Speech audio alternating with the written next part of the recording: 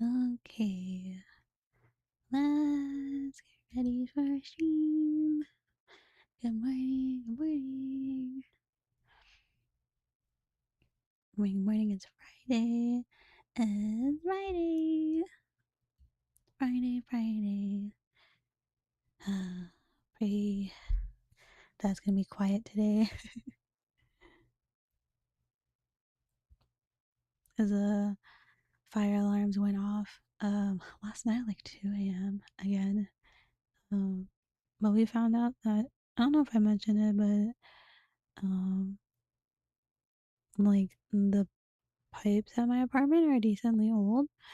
So if it's raining or it's cold, sometimes the pipes burst. So yeah, and if it's near a sprinkler or anything, it will go off. So that's why that happens. I was like, oh, that would explain why it happens so often. Yeah, today we're gonna be reading a book. I haven't really looked at any yet. Da, da, da, So I was gonna wait and ask, but but then I remembered it's early in the morning. Um, so I was like, probably should have picked beforehand, but oh well.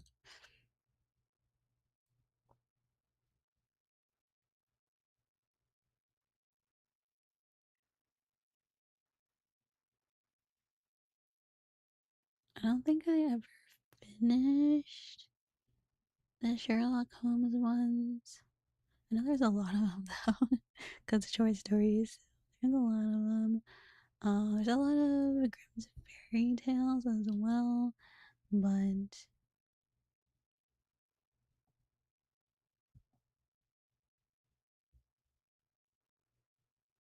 I thought short stories would be nice. I have never heard of this one though. White Nights and Other Stories. Oh, it's a collection. Okay. Collection. Because I did have one I was gonna read, but I didn't know if it would be fun to read. I think it was called like The Little Princess or something.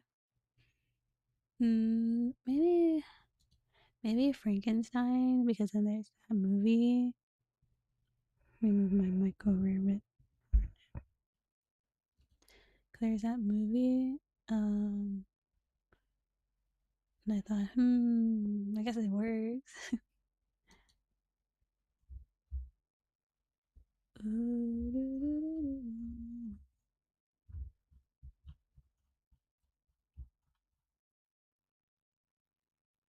Let me see if I can find it in like a.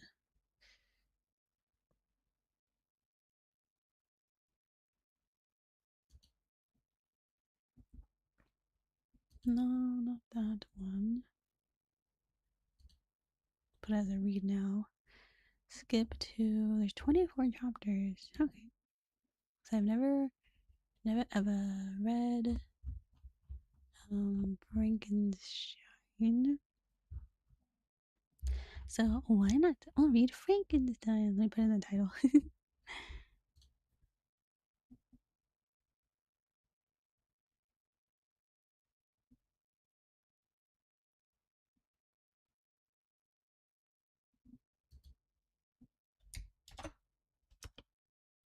Reading Frankenstein. Oh, I already have one of those. There we go. I'm gonna be reading Frankenstein. Reading. Oh, and I totally forgot to do some other. I didn't make my going live post.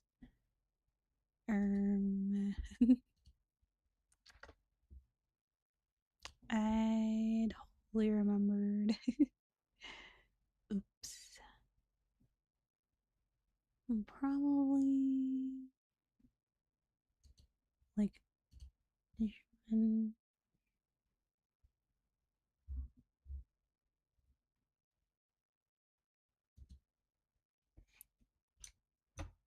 instead of doing my usual one, I'll probably just do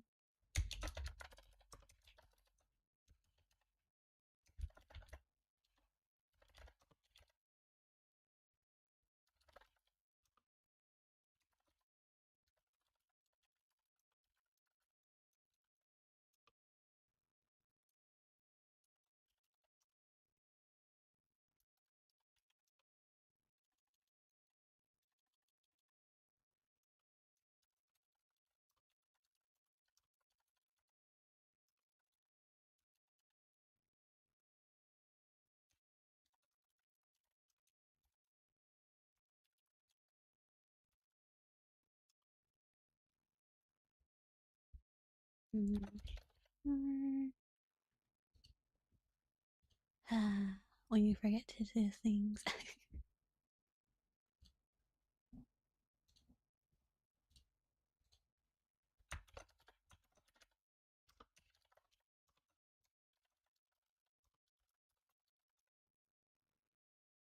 I was thinking of putting like background sounds, but it's okay.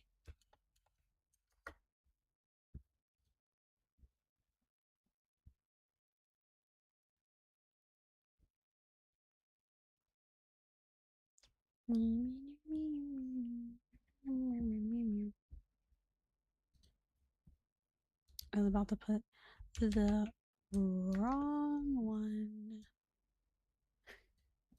I was about to put the other one. I was like, oh wait, no. Yeah, I think I got it. I was like, okay, I have everything set up for a stream. Not only am I late to stream, I didn't have anything set up either. So sorry. Mickey, come here. Me. Mickey's just sitting on the floor and it's cold down there. I'm just like, come here.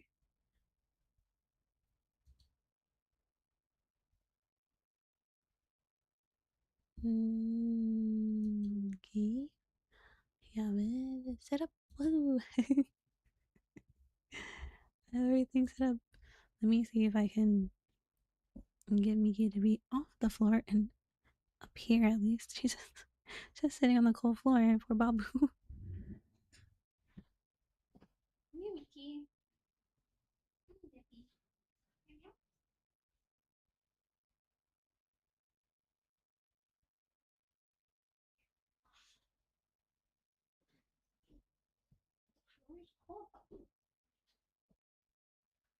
There you go. You can sit up here.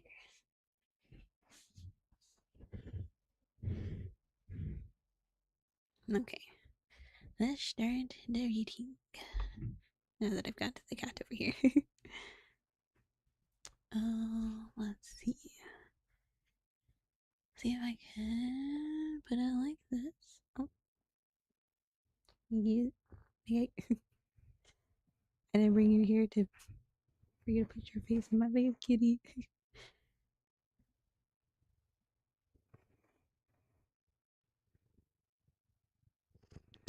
Eh, don't move the mic.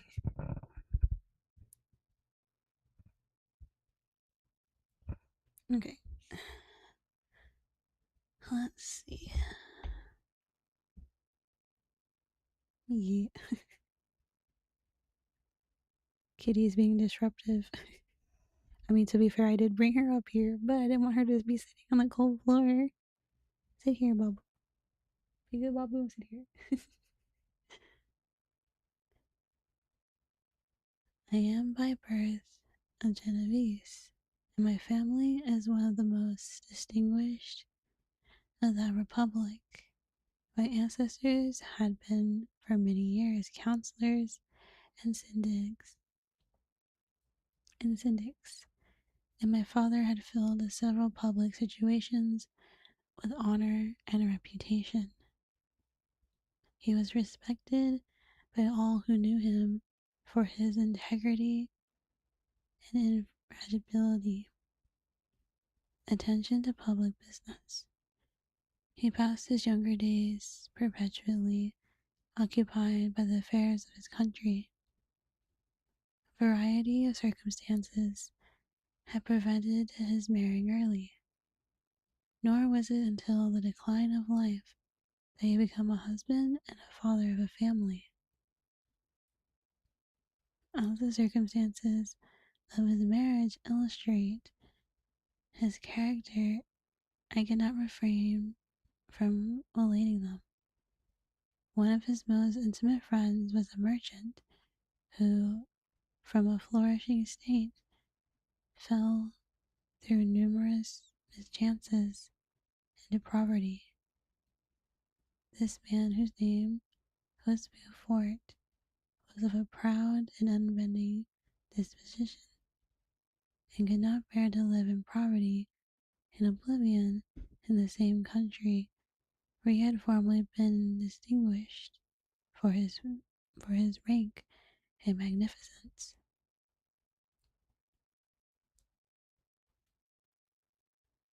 Having paid his debt, therefore, in the most honorable manner, he retreated with his daughter to the town of Lucerne, where he lived unknown and in wretchedness.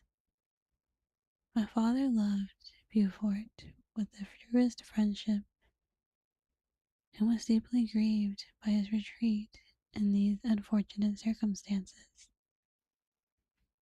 He bitterly deplored the false pride which led his friend to a conduct so little worthy of the affection that united them.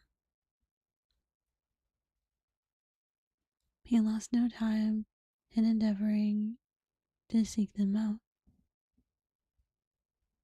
with the hope of persuading him to begin the world again through his credit assistance.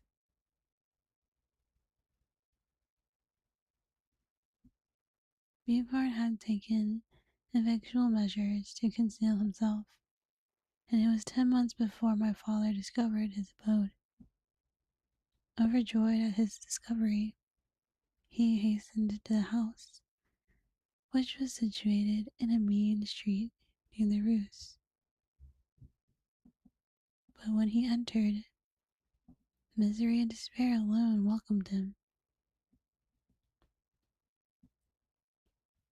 Beaufort had saved but a very small sum of money from the wreck of his fortune, but it was sufficient to provide him with sustenance for some months, and in the meantime he hoped to procure some respectable employment in a merchant's house. Interval was, consequently, spent in inaction. His grief only became more deep and rankling when he had leisure for reflection, and at length it took so fast a hold on his mind that at the end of 3 months he lay on a bed of sickness, incapable of any exertion. His daughter attended him with the greatest tenderness, but she saw with despair that their little fund was rapidly decreasing, and there was no other prospect of support.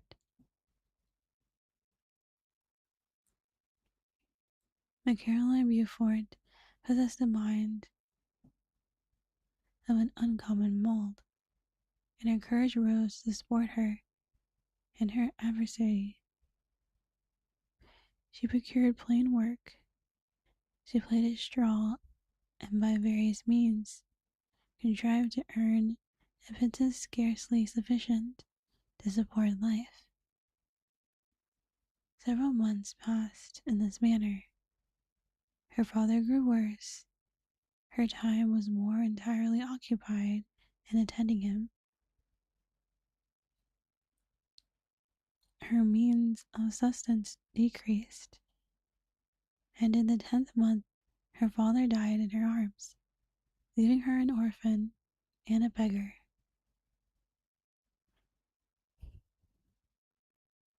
This last blow overcame her, and she knelt by Buford's coffin, weeping bitterly when my father entered the chamber.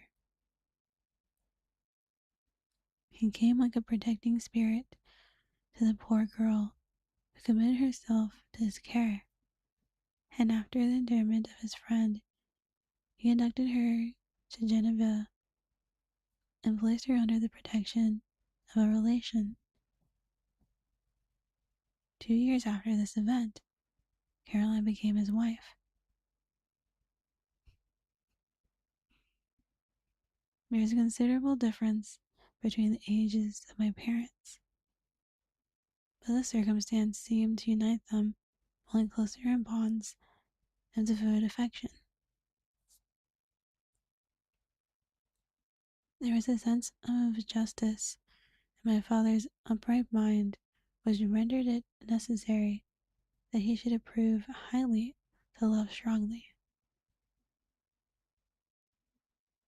Perhaps during former years he had suffered from the late discovered unworthiness of one beloved, and still was disposed to set a greater value of tried worth. There was a show of gratitude and worship in his attachment to my mother, differing wholly from the doting fondness of age, where it was inspired by reverence for her virtues and her desire to be the means of,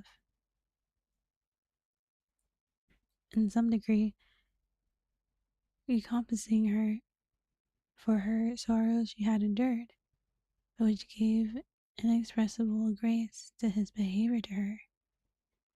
Everything was made to yield to her wishes and her convenience. He strove to shelter her as a fair exotic is sheltered by the gardener from a rougher wind, and to surround her with all that could tend to excite pleasurable emotion in her soft, benevolent mind.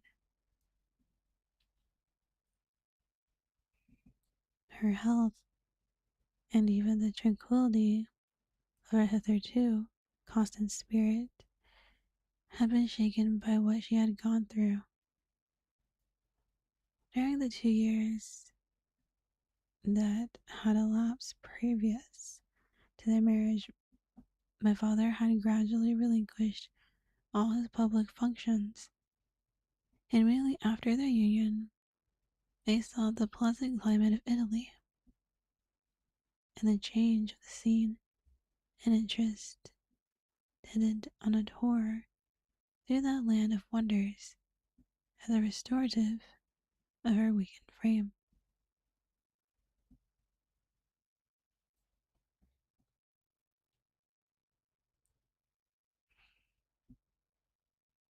From Italy, they visited Germany and France. I, their eldest, was born at Naples, and as an infant accompanied them in their rambles. I remained for several years their only child. Much as they were attached to each other, they seemed to draw inexhaustible stores of affection from a very mine of love to bestow them upon me. My mother's tender caress and my father's smile of benevolent pleasure were regarding me after my first recollections. I was their plaything, their idol, and something better, their child. The innocent and helpless creature bestowed on them by heaven, whom to bring up to good, and whose future lot it was in their hands to direct to happiness or misery, according as they fulfilled their duties and toward me. With this deep consciousness of what they owed towards the being to which they had given life, added to the active spirit of tenderness that animated both, it may be imagined that while during every hour of my infant life, I received a lesson of patience, of charity, and of self control. I was so guided by a silken cord that all seemed but one train of enjoyment to me.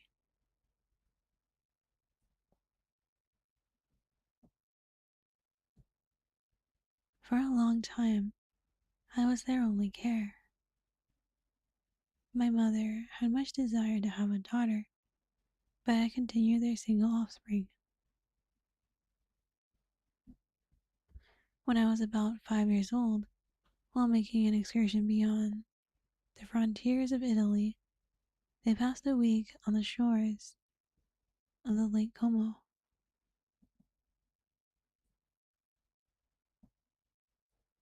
Their benevolent disposition often made them enter the cottages of the poor.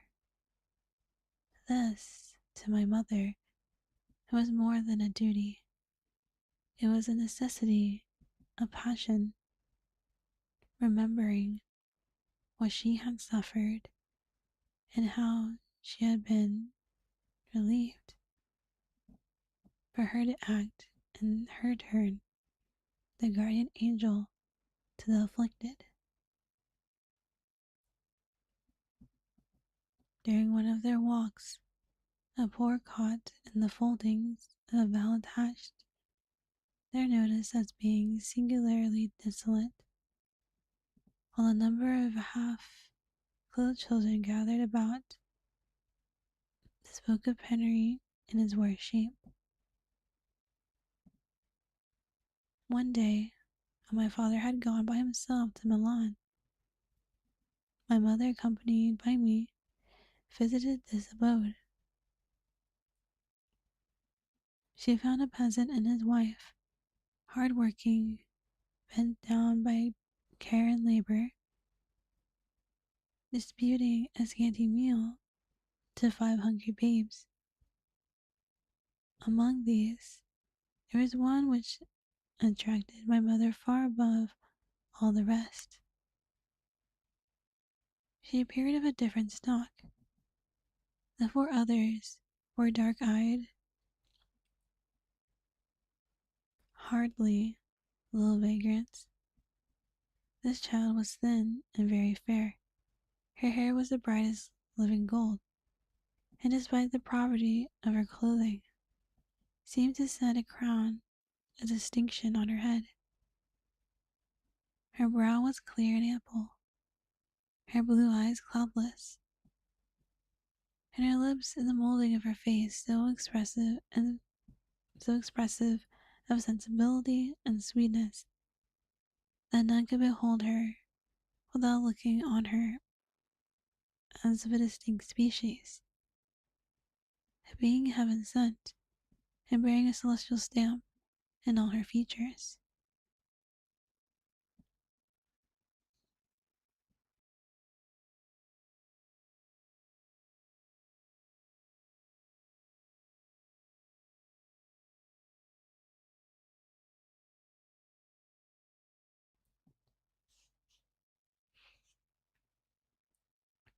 The peasant woman, perceiving that my mother fixed eyes of wonder and admiration of this lovely girl, eagerly communicated her history. She was not her child, but the daughter of a Milanese nobleman. Her mother was a German and had died on giving birth to her. The infant had been placed with these good people to nurse. They were better off then. They had not been long married, and their eldest was but just born. The father of their charge was one of those Italians nursed in the memory of the antique glory of Italy, who exerted himself to obtain the liberty of his country. He became the victim of its weakness. Whether he had died or still lingered in the dungeons of Austria was not known. His property was confiscated. His child became an orphan and a beggar. She continued with her foster parents and bloomed in their rude abode, fairer than a garden rose among dark-leaved brambles. When my father returned from Milan, he found, playing with me in the hall of our villa, a child fairer than pictured cherub, a creature who seemed to shed radiance from her looks and whose form and motions were lighter than the charms of the hills. The apparition was soon explained. With his permission, my mother prevailed on her rustic guardians to yield their charge to her. They were fond of the sweet orphan. Her presence had seemed a blessing to them, but it would be unfair to keep her in poverty and want when Providence afforded her such powerful protection. They consulted their village priest, and the result was that Elizabeth Lavenza became the inmate of my parents' house. My more than sister, the beautiful and adored companion of all my occupations and pleasures.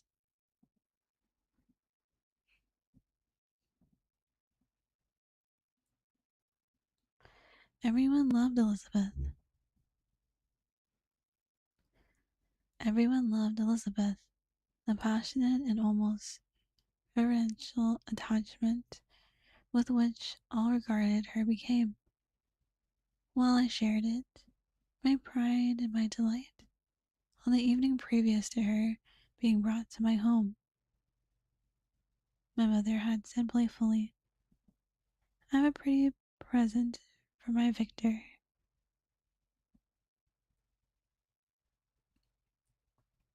"Tomorrow he shall have it."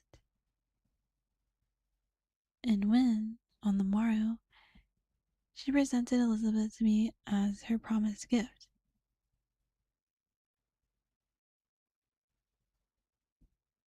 I, with childish seriousness, interpreted her words literally, looked upon Elizabeth as mine, mine to protect, love, and cherish. All praises bestowed on her, and I received as made to a possession of my own.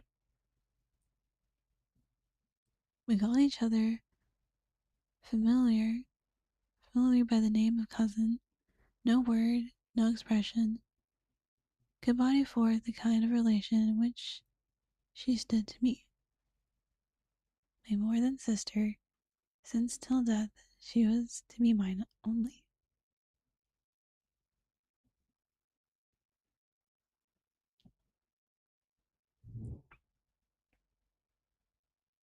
Man, the person above me is obnoxious. Sorry.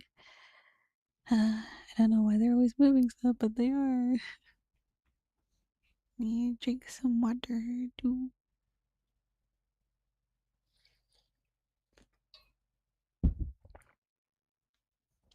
Gonna need more water soon.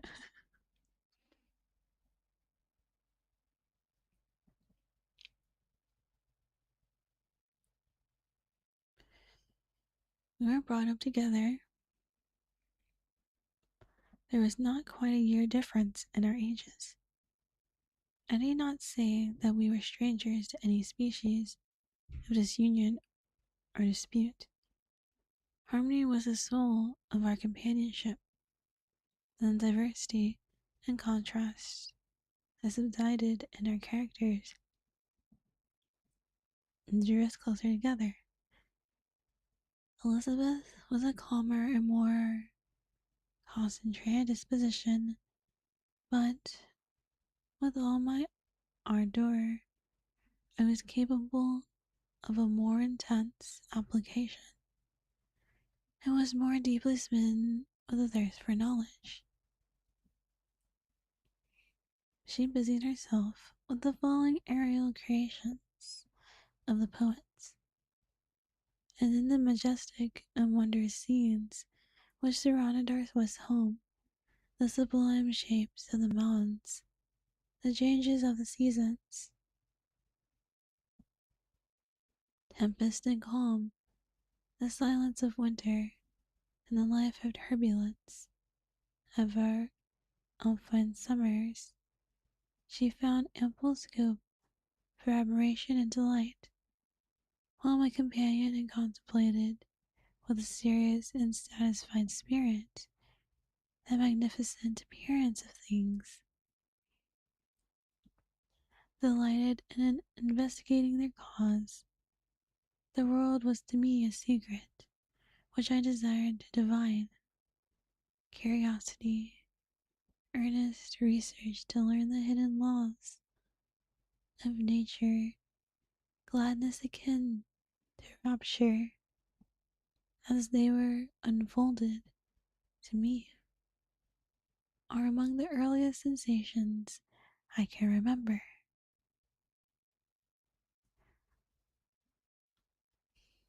On the birth of a second son, my junior by 7 years, my parents gave up entirely their wandering life and fixed themselves in their native country. We possessed a house in Geneva and a campaign in Belrive, the eastern shore of lake, at the distance of rather more than a league from the city. It resided principally in the latter, and the lives of my parents were passed in considerable seclusion. It was my temper to avoid a crowd and attach myself privately to a few. I was indifferent, therefore, to my schoolfellows in general, but I united myself in the bonds of the closest friendship to one among them. Henry Cliverel was the son of a merchant in Geneva. He was a boy of singular talent and fancy. He loved enterprise, hardship, and even danger for its own sake. He was deeply read in books of chivalry and romance. He composed heroic songs and began to write many a tale of enchantment and knightly adventure. He tried to make his act plays and to enter his masquerades, in which the characters were drawn from the heroes of the Roncevals, of the Round Table of King Arthur, the chivalrous train who shed their blood to redeem the holy sepulchre from the hands of the infidels.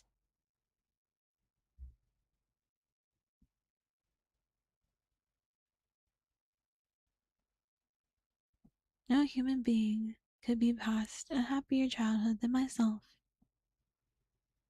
My parents were possessed by the very spirit of happiness and indulgence. We felt that they were not the tyrants to rule our lot according to their caprice, but the agents of creators of all the many delights which we enjoyed. When I mingled with other families, I distinctly discerned how peculiar fortunate my lot was, and gratitude assisted to the development of love. My temper was sometimes violent, and my passions vehement, but by some law in my temperature they returned not towards childish pursuits, but to an eager desire to learn, and not to learn all things. I confess that neither the structure of languages, nor the code of governments, nor the politics of various states possessed attractions for me. It was the secrets of heaven and earth that I desired to learn, and whether it was the outward substance of things or the inner spirit of nature and the mysterious soul of man that occupied me. Still my inquiries were directed to the metaphysical, or in its highest sense, the physical secrets of the world.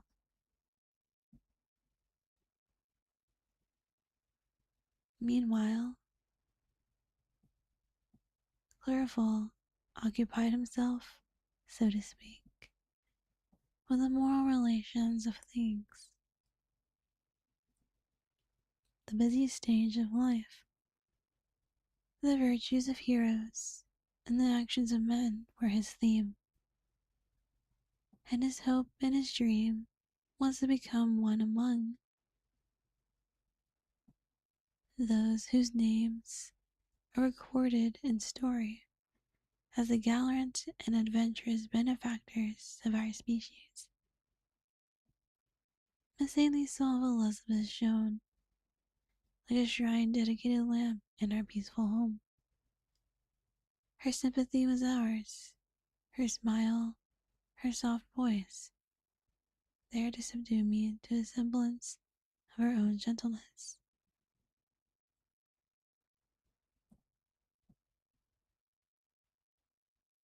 And Clerval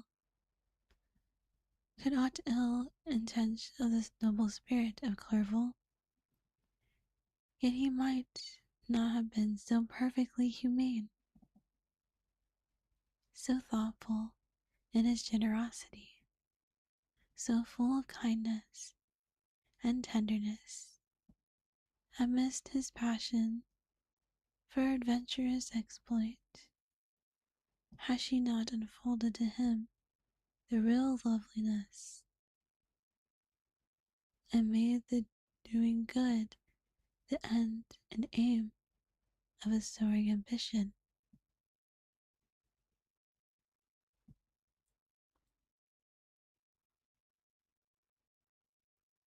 I feel exquisite pleasure in dwelling on the recollections of childhood before misfortune had tainted my mind and changed its bright visions of extensive usefulness into gloomy and narrow reflections upon self.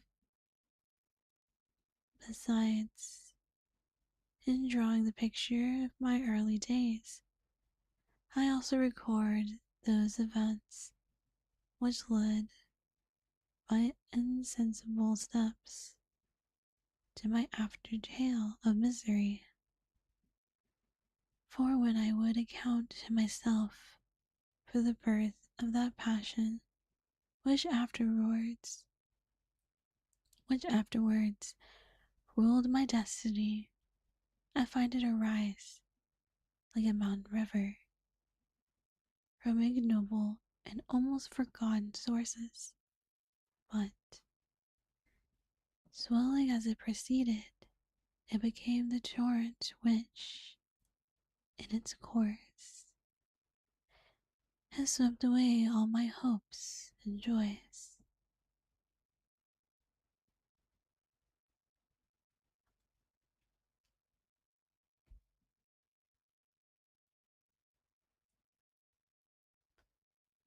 Natural philosophy as a genius that has regulated my fate. My desire, therefore, in this narration, to state those facts which led to my predictions from that science. When I was 13 years of age, we all went on a party of pleasure to the baths near Thorn.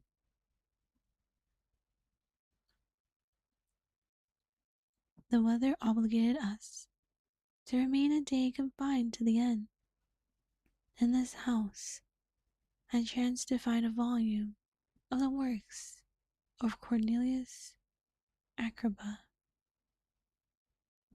I opened it with apathy, the theory which he attempts to demonstrate, and the wonderful facts which he relates soon changed his feeling into enthusiasm. A new light seemed to dawn upon my mind, and bounding with joy, I communicated my discovery to my father. My father looked carelessly at the title page of my book and said, "Ah, Cornelius Agrippa, my dear Victor, do not waste your time upon this. It is sad trash." If, instead of this remark, my father had taken the pains to explain to me that the principles of Agrippa had been entirely exploded, and that a modern system of science had been introduced which possessed much greater powers than the ancient, because the powers of the latter were chimerical, while those of the former were real and practical, under which circumstances I should certainly have thrown Agrippa aside and have contented my imagination, warmed as it was, by returning my greater ardor to my former studies. It is even possible that the train of my ideas would never have received the fatal impulse that led to my ruin.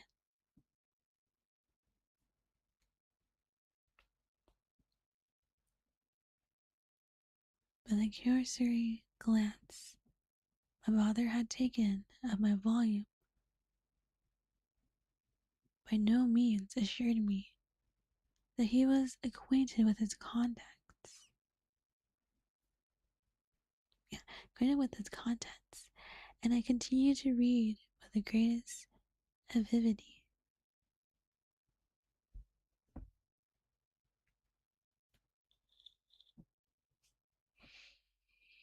Mm-hmm.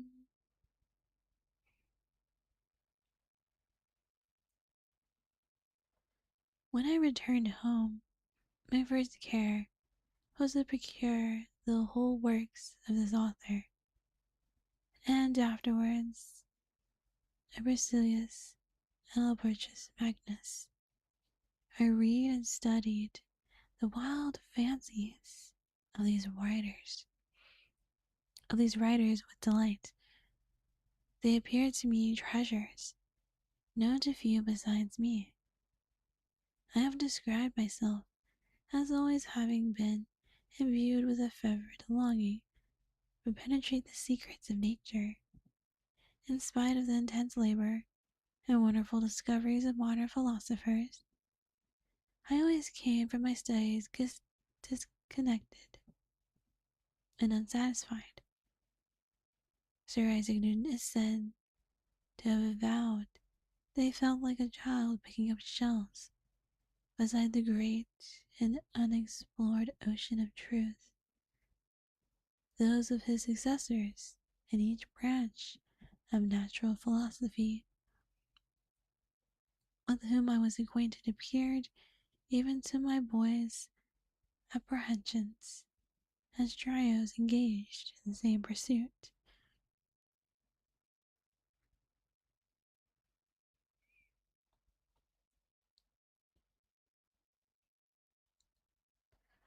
The untaught peasant beheld the elements around him, and was acquainted with their practical uses. The most learned philosopher knew little more. He partially unveiled the face of nature, but her immortal elements were still a wonder and a mystery. He might dissect, anatomize, and give names, but not to speak of a final cause. causes in their secondary and tertiary grades were utterly unknown to him.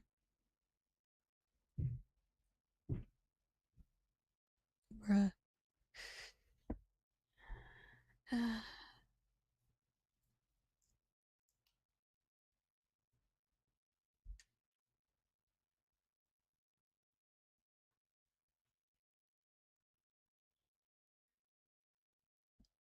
I had gazed upon the fortifications and impediments that seemed to keep human beings from entering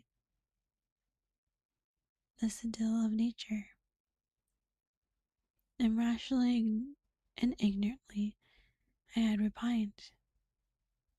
But here were books, and here were men who had penetrated deeper and knew more.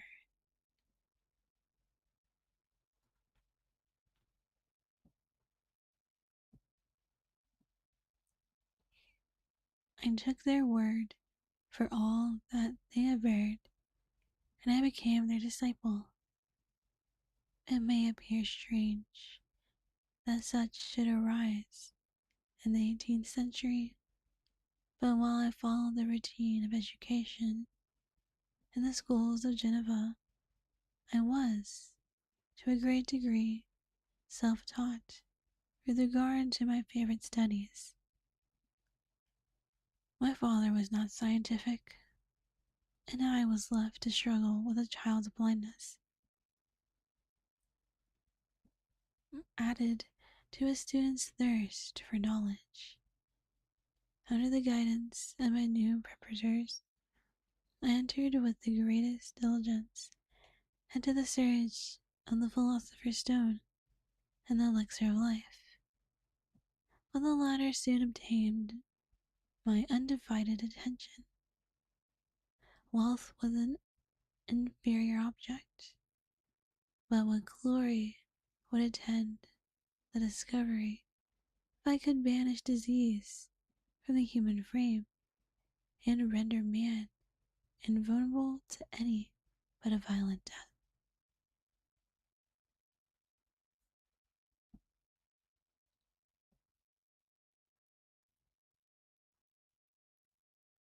Nor were these my only visions. The raising of ghosts or devils was a promise liberally accorded by my favorite authors, the fulfillment of which I most eagerly sought. And if my incantations were always unsuccessful, I attributed the failure rather to my own inexperience.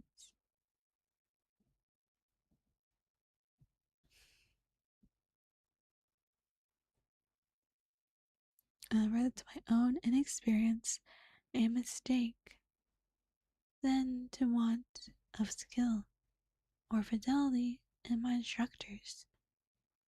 And thus for a time I was occupied by exploded systems, mingling like an unapt 1,000 contradictory theories, and floundering desperately in a very slow and multifarious knowledge, guided by an ardent imagination and childish reasoning, till an accident again changed the current of my ideas. When I was about 15 years old, we had retired to our house near Belrive, when we witnessed a most violent and terrible thunderstorm. It advanced from behind the mountains of Jura, and the thunder burst at once with frightful loudness from various quarters of heavens.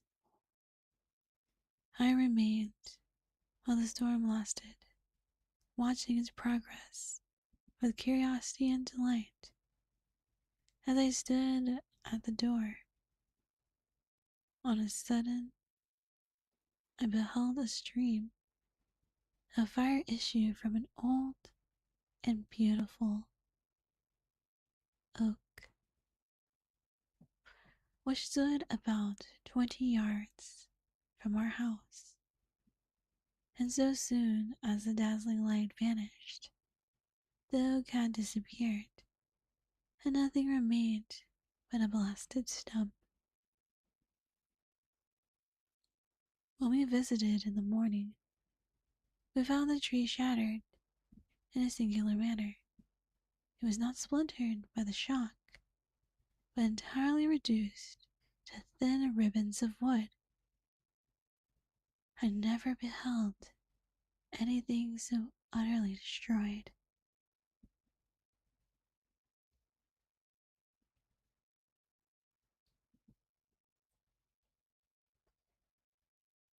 Before this, I was not unacquainted with the more obvious laws of electricity. On this occasion, a man of great research in natural philosophy was with us, and excited by this catastrophe, he entered on the explanation of a theory which he had formed on the subject of electricity, which was once new and astonishing to me.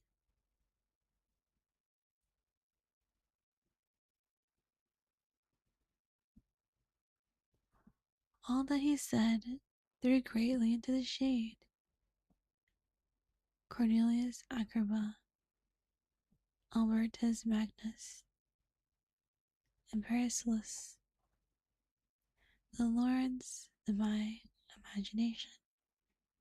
But by some fatality, the overthrow of these men disinclined me to pursue my accustomed studies. It seemed to me as if nothing would or could ever be known. All that had so long engaged my attention suddenly grew despicable.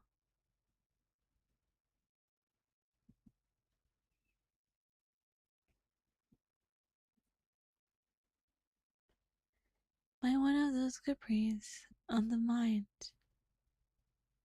which we are perhaps most subject to in early youth, I at once grew up my former occupations, set aside natural history, and entertained the greatest disdain for a would-be science, which would never even step within the threshold of real knowledge. In this mood of mind, I betook myself to the mathematics of the branches of study appertaining to that science, as being built upon secure foundations, and so worthy of my consideration.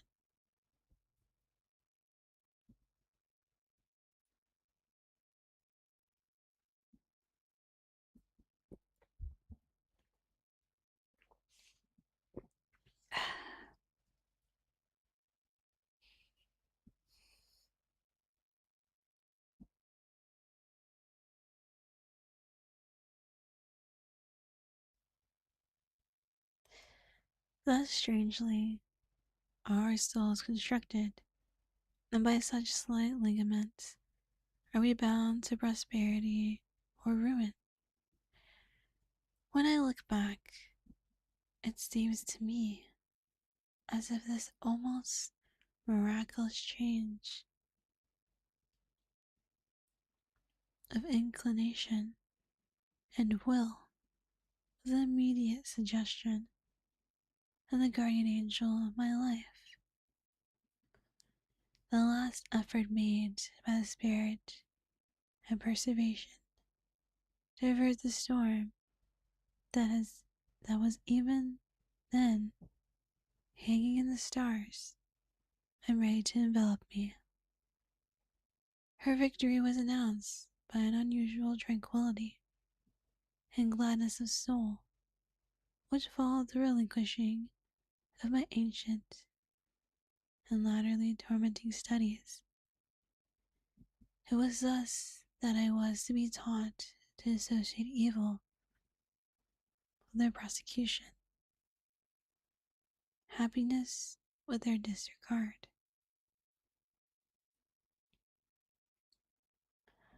It was a strong effort in the spirit of good, but it was ineffectual. Destiny was too potent, and her immutable laws had decreed my utter and terrible destruction.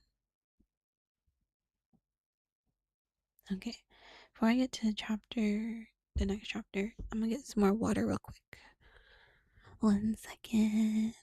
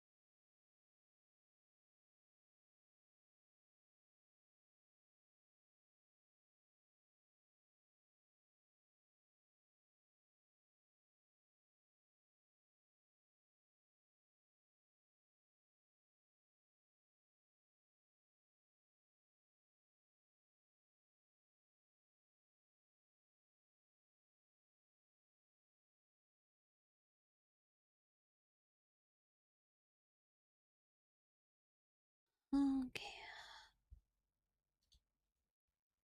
now I go on to chapter 3. And since my voice is a little bit more warmed up, I can probably do a regular whisper now. Maybe, I think. Possibly. Try my best. I need to turn this one off. Okay, now I can do it.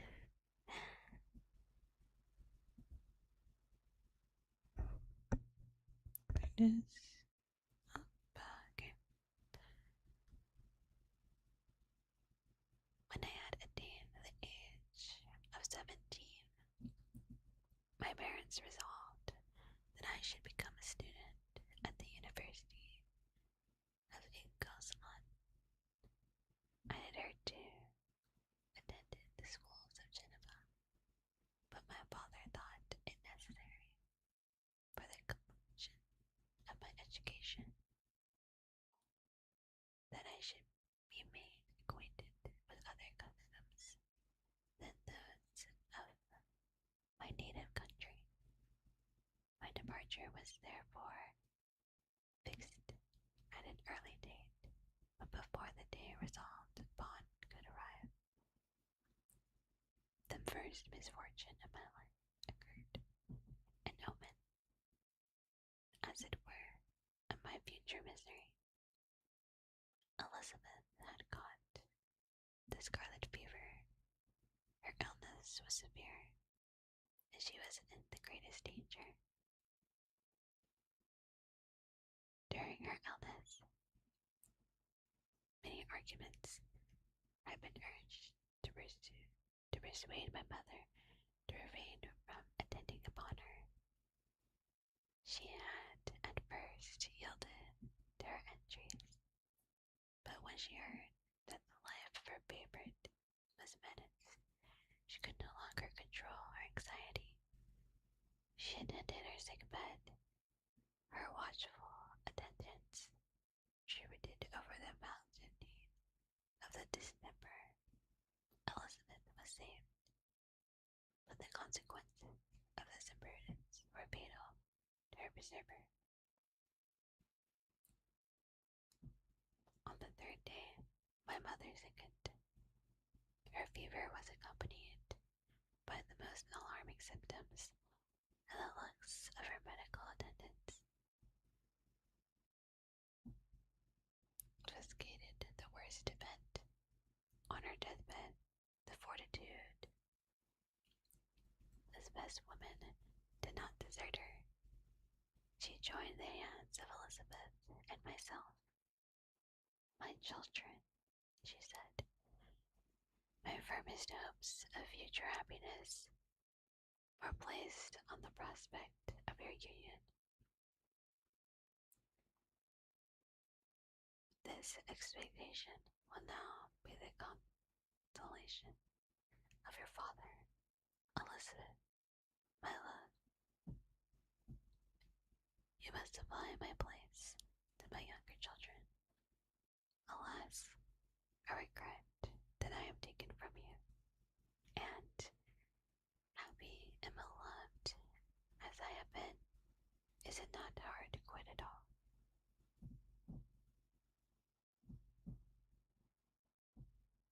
But these are not thoughts befitting me. I will endeavor to resign myself cheerfully to death, and will indulge a hope of meeting you at another world. She died calmly, and her countenance expressed affection even in death. I need not describe the feelings of those whose dearest ties are rent by the most irreparable evil, the void that presents itself to the soul, and a despair that is exhibited on the countenance. It is so long before the mind can persuade itself that she whom we saw every day, and whose very existence appeared a part of our own, can have departed forever, that the brightness of a beloved eye can have been extinguished, and the sound of a voice so familiar and dear to the ear can be hushed, never more to be heard. These are the reflections of the first days, but when the lapse of time proves the reality of evil, and the actual bitterness of grief commences, yet from whom has not that rude hand rent away some dear connection? And why should I describe a sorrow which all felt and must feel?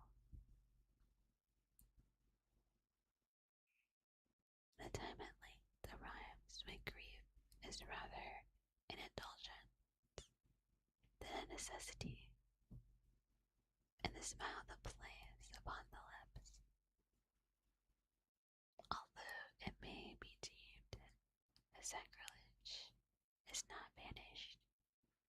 My mother was dead, but we had still duties which we ought to perform. We must continue our course with the rest and learn to think ourselves fortunate whilst one remains whom the spoiler has not seized.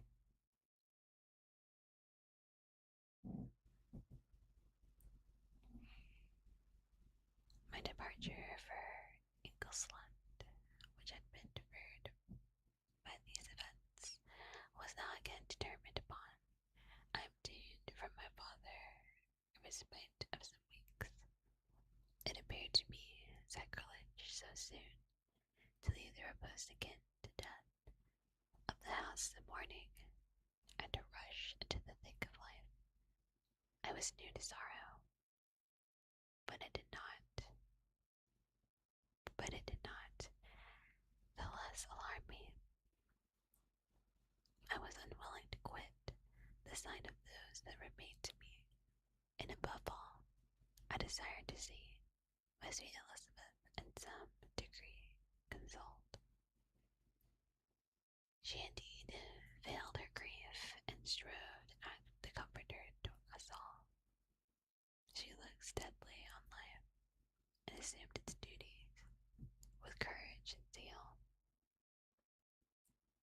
She devoted herself to those whom she had been taught to call her uncle and cousins. Never was she so enchanting at this time. When she recalled the sunshine of her smiles and spent them upon us, she forgot even her own regret in her endeavors to make us forget. The day of my departure at length arrived. Cleverall spent the last evening with us. He had endeavored to persuade his father to permit him to accompany me and to become my fellow student, but in vain. His father was a narrow-minded traitor, and saw idleness and ruin in the aspirations and the ambition of his son.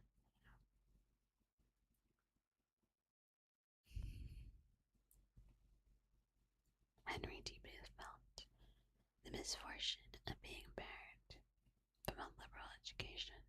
He said little, but when he spoke, I read it in his kindling eye, and in his animated glance, a restrained but firm resolve not to be chained to the miserable details of comrades.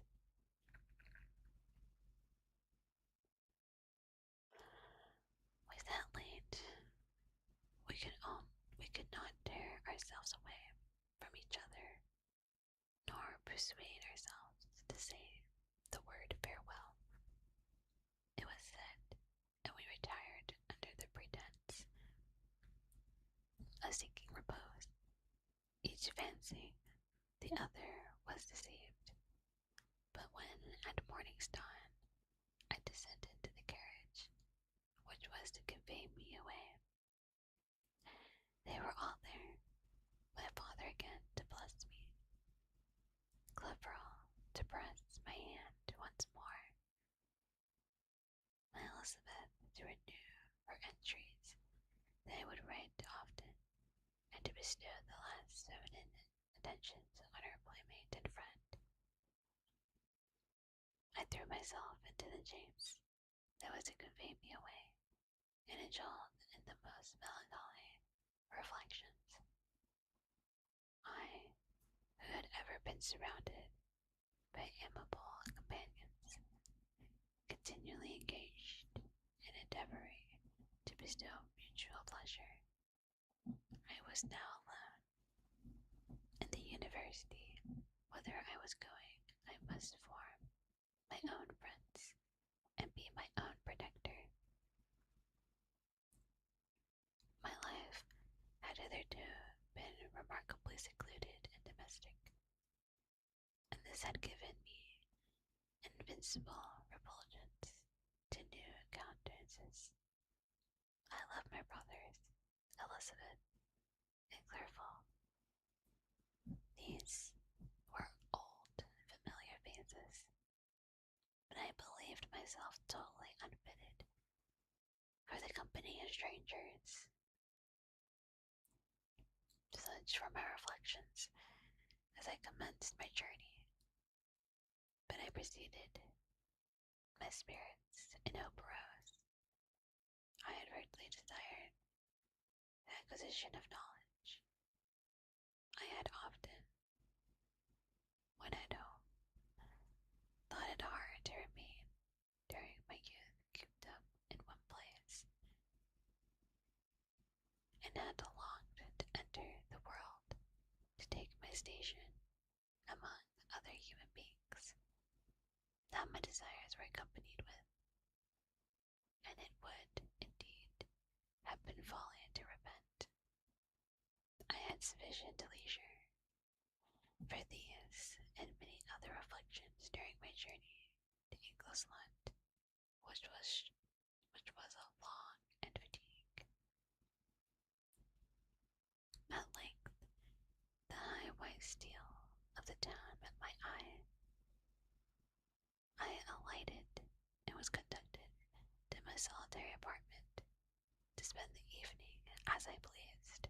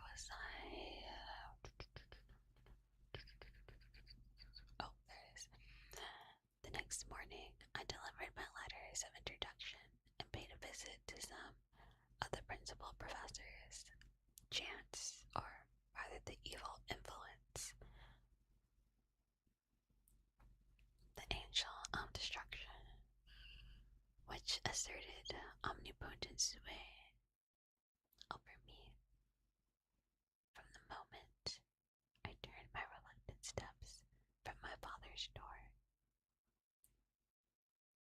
Let me first grab a professor of natural philosophy.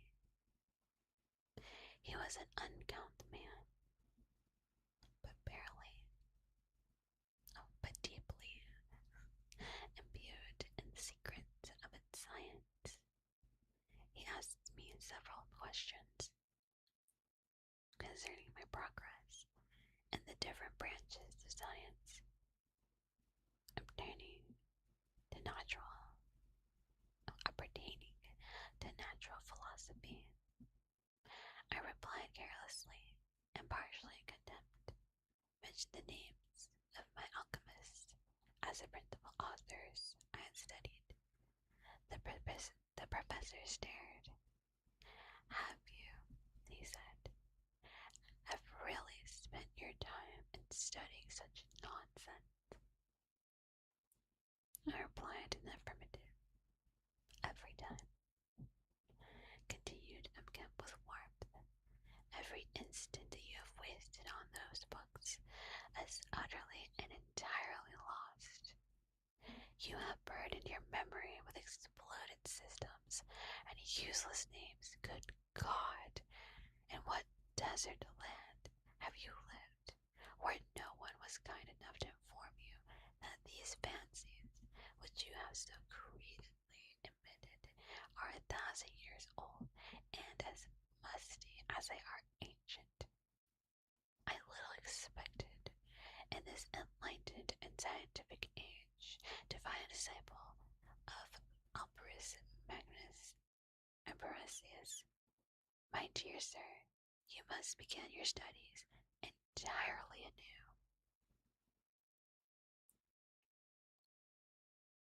So saying, he stepped aside and wrote down a list of several books treating of natural philosophy, which he desired me to procure, and dismissed me after mentioning that in the beginning of the following week he attended to comrades a course of lectures upon natural philosophy and its general relation, and that M.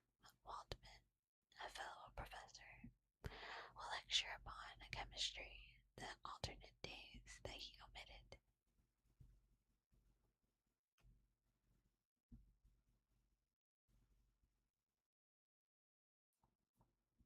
I returned home, not disappointed, for I have said that I had long considered those authors useless, and the professor reprobated, but I returned not all the more inclined to recur to those studies in any shape. M. Crimp was a little squat man with a gruff voice and a repulsive countenance. The teacher, therefore, did not proposes me in favor of his pursuit, and rather a too philosophical and connected a strain, perhaps. I had given an account of the conclusions I had come to concerning them in my early years. As a child, I had not been content with the results promised by the modern professors of natural science, with a confusion of ideas only to be accounted for by my extreme youth and my want of a guide on such matters. I had retrod the steps of knowledge along the paths of time, and exchanged the discoveries of recent inquiries for the dreams of forgotten alchemists. Besides, I had a contempt for the uses of modern natural philosophy. It was very different when the masters of the science sought immortality.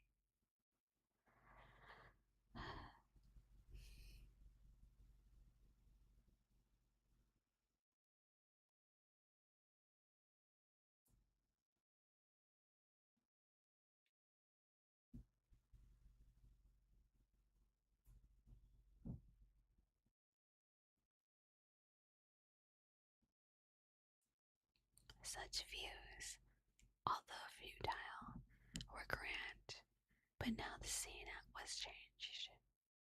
The ambition of the inquirer seemed to limit itself to the annihilation of those visions on which my interest in science was chiefly founded. I was required to exchange chimeras of boundless grandeur for realities of little worth.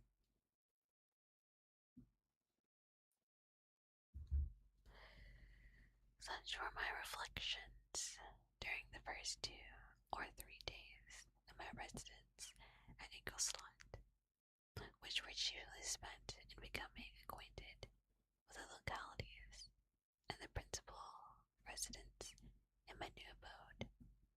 But as the ensuing weeks commended, I thought of the information which M. Graham had given me concerning the lectures, and although I could not consent to go and hear that little conceited fellow deliver sentences out of a pulpit, I recollected what he said of M. Waldman, whom I had never seen, as he had heretofore been out of town.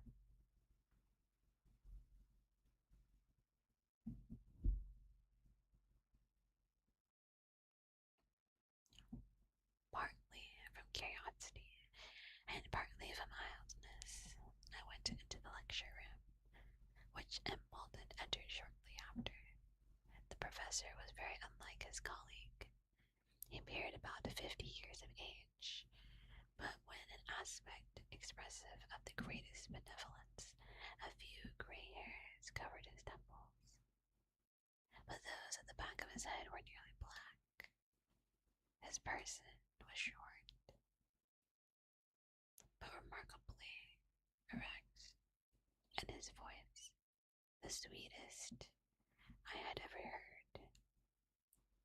He began his lecture by a recapitulation of the history of chemistry and the various improvements made by different men of learning, pronouncing with fervor the names of the most distinguished discoverers. He then took a cursory view of the present state of the science and explained many of his elementary terms. After having made a few preparatory experiments, he concluded,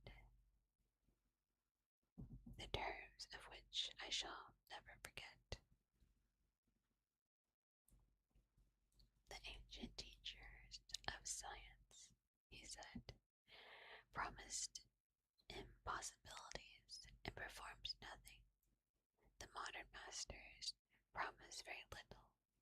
They know that means cannot be transmuted, and that the elixir of life is a chimera.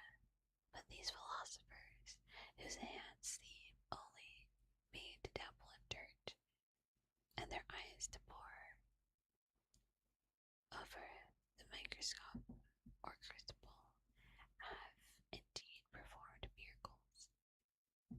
They penetrate into the recesses of nature and show how she works in her hiding. They ascend to the heavens.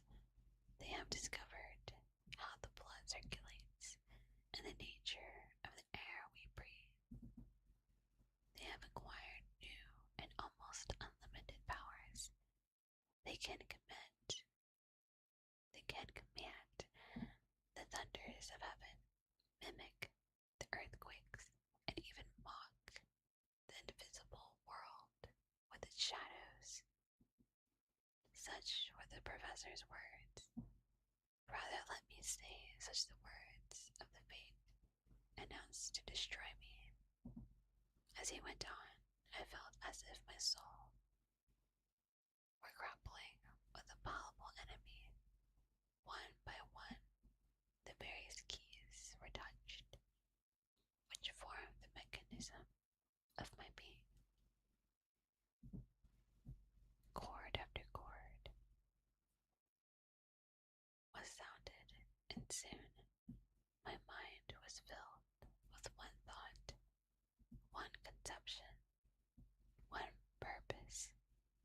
So much has been done, exclaimed the soul of Frankenstein.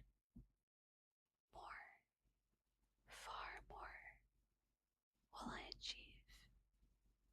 Treading in the steps already marked, I will pioneer a new way, explore unknown powers, and unfold to the world the deepest mysteries of creation. Hi Cookie, hi, welcome to stream.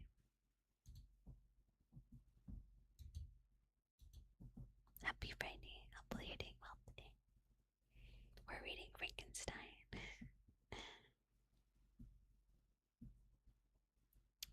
At the end of chapter 3.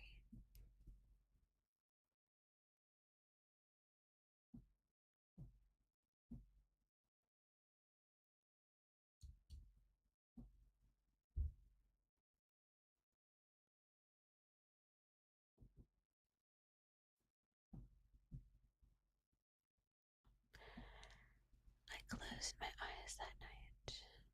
My internal being was in a state of insurrection and turmoil. I felt that order would then arise, but I had no power to produce it. By decree, after the morning's dawn, sleep came. I awoke, and my yesternight's thoughts were as a dream. There were only remained a resolution to return to my ancient studies and to devote myself to a science for which I believe myself to possess a natural talent. On the same day, I paid M. Waldman a visit. His manners in private were even more mild and attractive than in public, for there was a certain dignity in his mien during his lecture, which in his own house was replaced by the greatest affability and kindness. I gave him pretty nearly the same account of my former pursuits as I had given to his fellow professor. He heard the attention, the little narration concerning my studies, and smiled at the names of Cornelius Agrippa and Paracelsus. Without the contempt that M. Grant had exhibited, he said that these were men to whose zeal modern philosophers were indebted for most of the foundations of their knowledge. They had left to us as an easier task to give new names and arrange in connected classifications the facts which they, in a great degree, have been instruments of bringing to light. Oh, hi Rex, welcome to stream. Welcome, welcome. Happy Friday. We're reading Frankenstein today.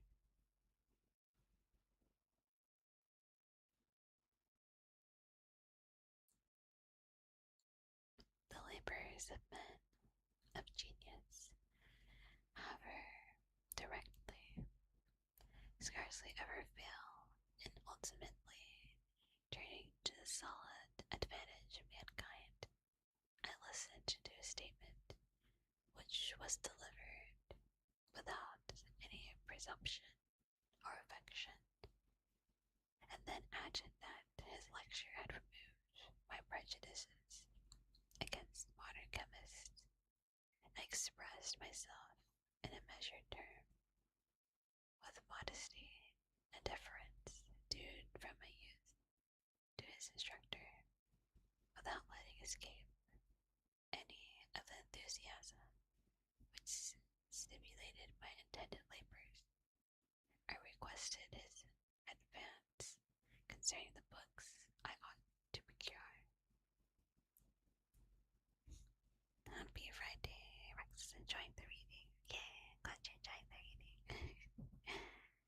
struggled with figuring out what kind of book to read today, but I thought I haven't seen the new-ish, I guess I should say, Frankenstein movie, but I also have never read Frankenstein, so here we are.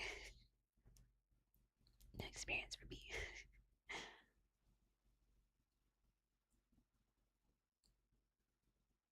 I am happy that enrollment to have gained a disciple, and if your application equals their ability, I have no doubt of your success.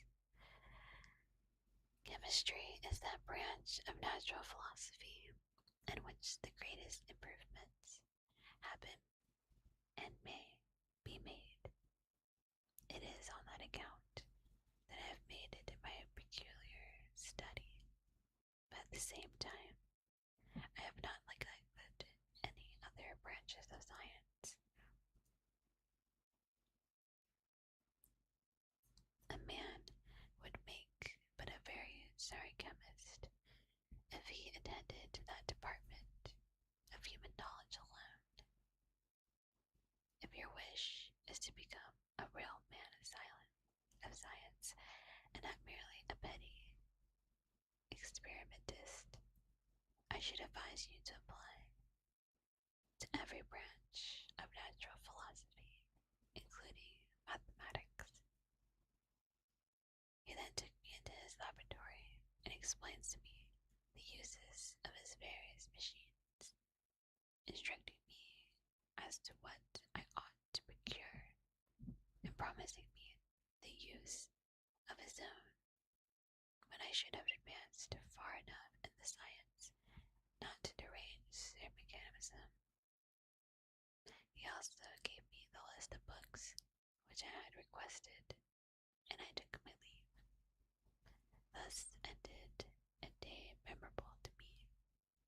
It decided my future destiny.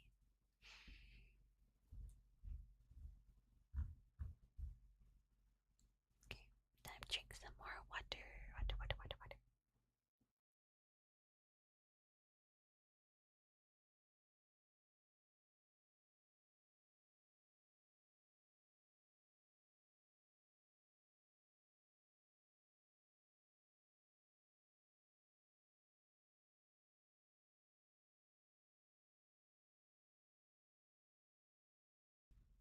Water. Still need to watch it as well.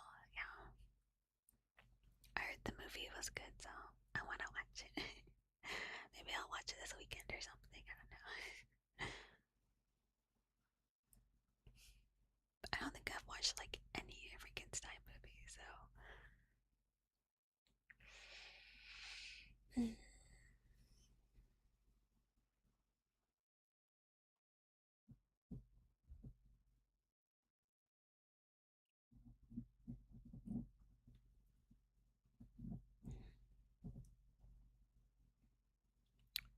I think I can't tell like what alarm keeps going off at my apartment, but I can't tell if that's like a car alarm or like a door alarm. I'm just like it goes off like every like couple days, and um, the fire alarms have been going off since like Monday every day at some point. But we found out from our neighbor it's the fire alarms probably are going off because of the older pipes bursting. Yeah.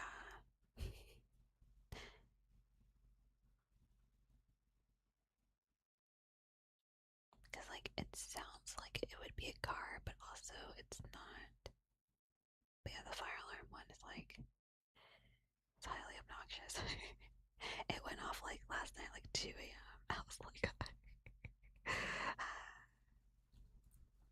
but I think they're trying to figure out which pipe it is, because for the past couple days I've been hearing maintenance go to certain apartments. So they probably have a general idea, so they're trying to figure out where it is and if they need to call someone to fix it, I guess. I hope it gets fixed soon.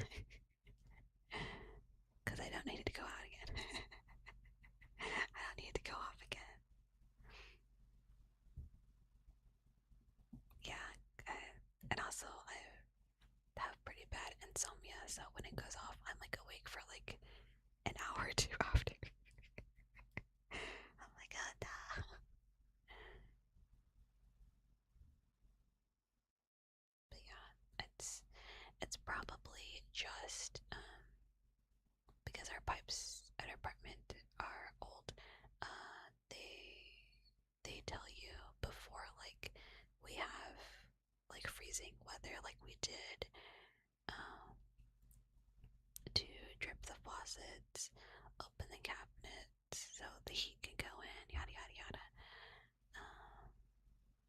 But yeah, so fun times. So I'll probably read like one more chapter, I think, depending on how long it is.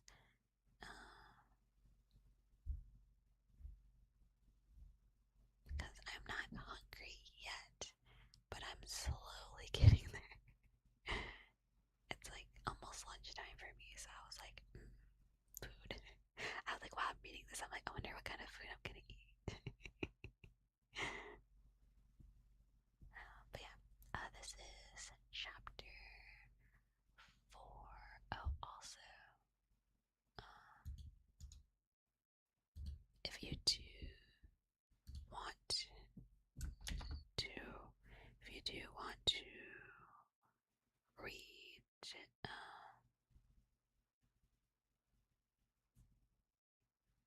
Frankenstein on your own, that's the link I'm using. I think that's how it is. Hold on, let me open it. Yeah, okay. I was making sure, like, that's the right one, right? Yeah. If you want to follow along, or if you just want to read it on your own sometime, that's the one I'm using. Yeah, you're welcome. Because I use Gutenberg for all the readings I do, because they have a list of books that are in the public domain. So I look through there and see. Every once in a while, I'll read something. Like before, I was reading Alice in Wonderland. I was reading Peter Pan. Nah, Big Day Frankenstein. Oh, and also the Grimm's fairy tales and like all that stuff. So they have a lot, wide variety of things. Okay, let's go with chapter 4. Yes, yes, yes. From this day, natural philosophy, and particularly chemistry, in the most comprehensive sense of the term, became nearly my sole occupation. I read with ardor those works, so full of genius and discrimination, which modern inquiries have written on these subjects. I attended the lectures and cultivated the acquaintance of the men of science of the university, and I found even in M. Grimm a great deal of sound sense, a real information combined, it is true, with repulsive psychogeny, it's physicgeny, and manners, but not that account the less valuable. In M. Waldman, I found a true friend. His gentleness was never tinged by dogmatism, and his instructions were clear with an air of frankness and good nature that banished every idea.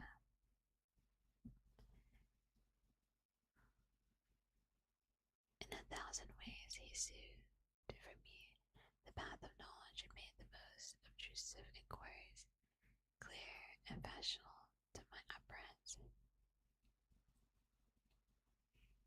My application was at first fluctuating and uncertain.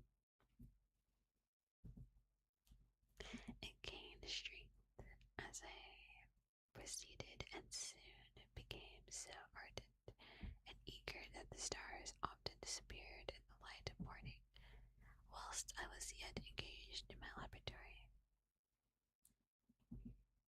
As I applied so closely, it may be easily conceived that my progress was rapid. My rapture was indeed the astonishment of the students, proficiency than the masters. Professor Grimm often asked me with a sly smile how Cornelius Ackerman went on, whilst M. Waldman expressed the most heartfelt exultation in my progress. 2 years later, in this matter, during which I paid no visit to Geneva, but was engaged, heart and soul, in the pursuit of some discoveries which I hoped to make, none but those who had experienced them can conceive of the enticements of science.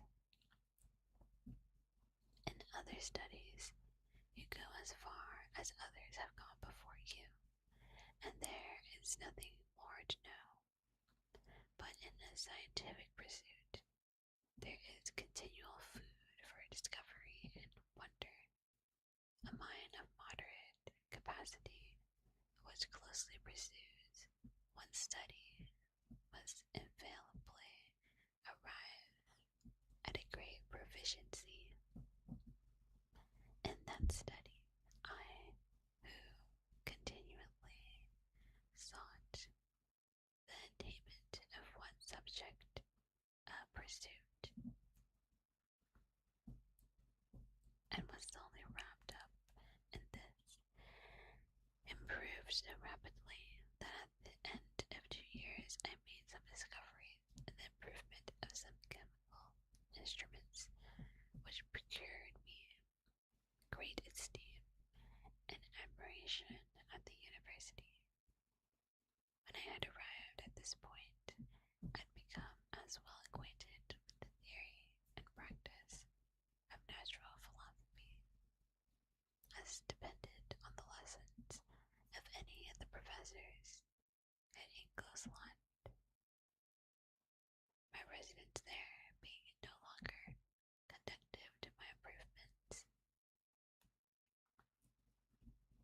I thought of returning to my friends in my native town, when an incident happened to predict my stay. One of the phenomena which had particularly attracted my attention was the structure of the human frame, and indeed any animal endued in my life. Whence I often asked myself, did the principle of life proceed? It was a bold question, and one which has ever been considered a mystery, yet with how many things, as we upon the brink of becoming acquainted, if cowardice or carelessness did not restrain our inquiries, I revolved these circumstances in the study would have been irksome and most intolerable.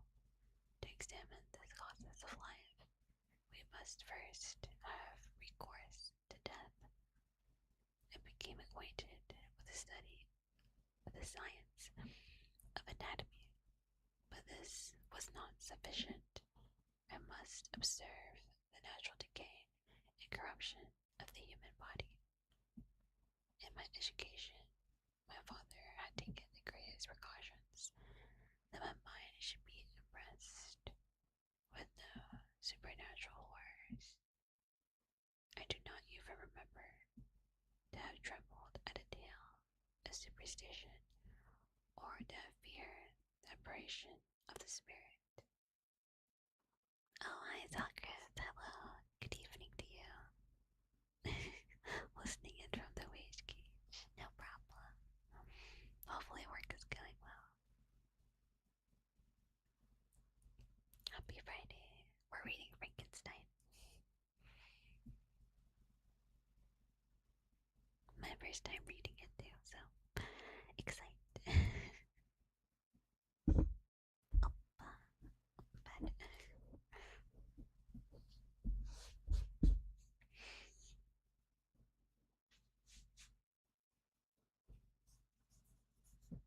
But should have wore a shirt that's less less noisy. I forgot. If I touch this part of my shirt, it makes a noise. Gotta be careful when I wear to ASMR.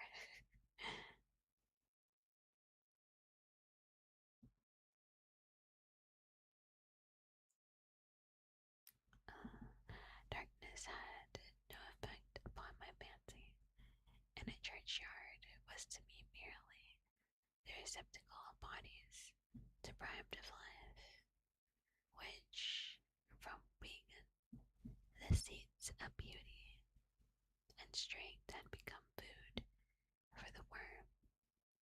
Now I was led to examine the cause and progress of this decay, and forced to spend days and nights in vaults and charnel houses.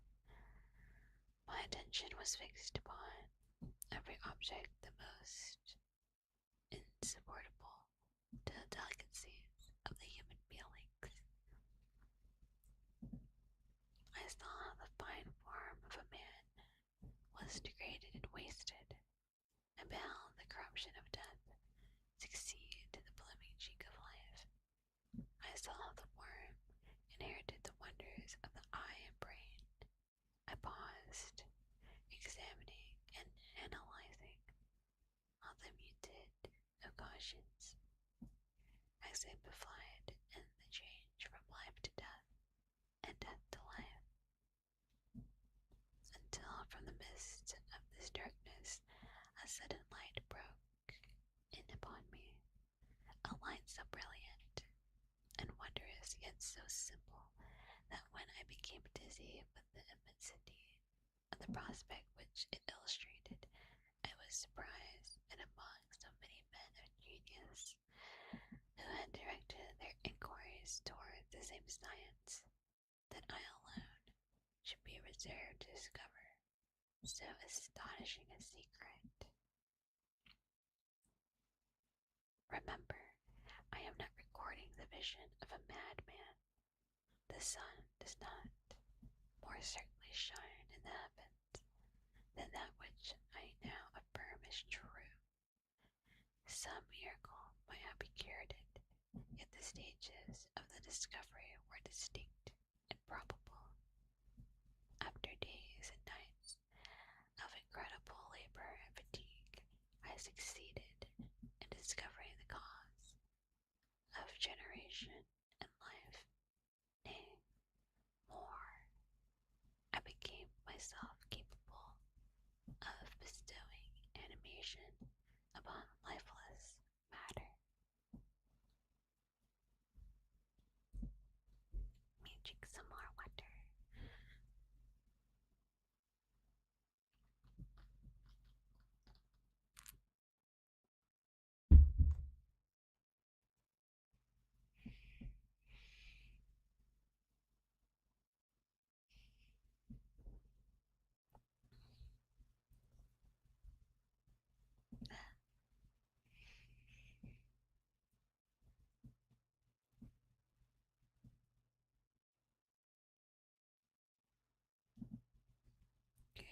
I'm over. Okay, over here. The astonishment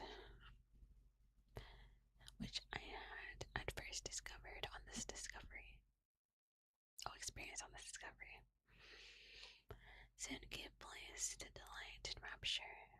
After so much time spent in painful labor, to arrive at once at the summit of my desires was the most gratifying consummation of my toils. But this discovery was so great and overwhelming, that all the steps by which I had been progressively led to were obliterated. I beheld only the result. What had been the study and desire of the wisest men since the creation of the world was now within my grasp. Not that magic stone. It all opened upon me at once. The information I have obtained was of a nature rather to direct my endeavors so soon as I should point them toward the object of my search, than to exhibit that object already accomplished. It was like the Arabian who had been buried with the dead and found a passage to life, aided only by one glimmering and seemingly ineffectual light. I see by your eagerness and wonder and hope what your eyes express, my friend, that you expect to be informed of the secret with which I am acquainted. That cannot be. Listen patiently until the end of my story, and you'll easily perceive why I am reserved upon that subject. No, I don't know Indonesian. I barely know English.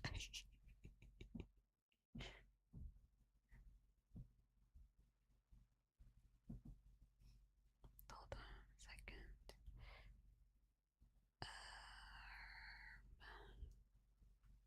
Oh shit. Fuck. Try and press the back button. Cause my mom texted me and I was like, was it something important? That's not.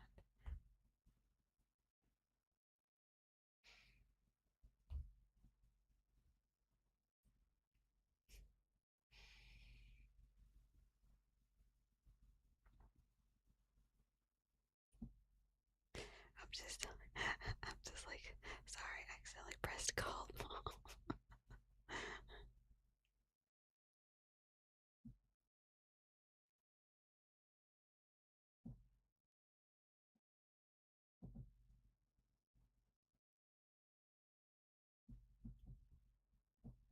His mother. No.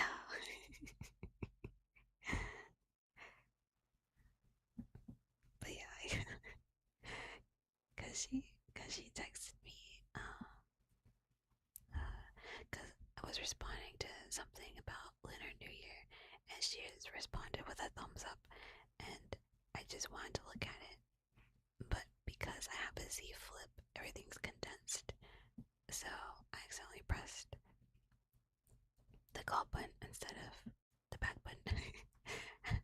So I just texted her. I was like, "Oh, sorry, I pressed call." I hope she doesn't interpret that as, "Oh, do you want to call?" Because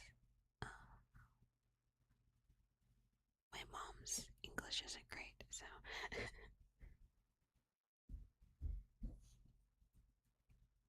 and she'll figure it out. I talk to you. You're not new, liar. Lies. But I talk to you. Happy Friday. Hopefully you're doing well. And thank you for hydrate. Hydrate, hydrate. Oh, I stretch too.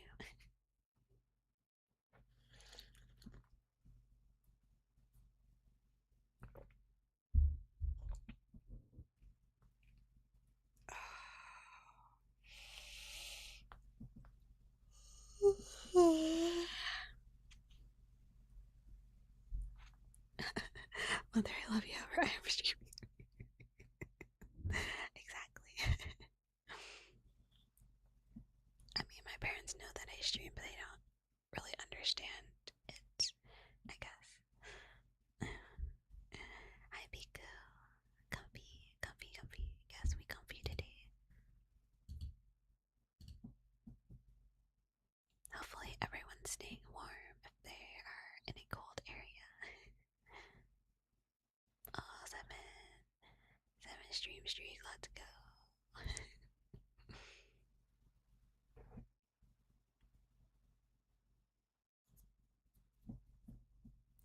Okay. I forgot where I was. Oh no.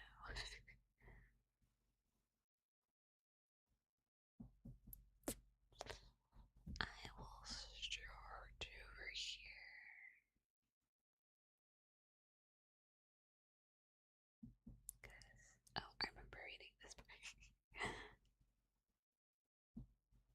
don't want to be warm.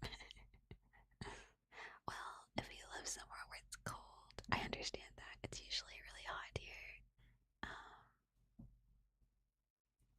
it's typically on the normal, like 100 Fahrenheit is normal here all year long. Usually around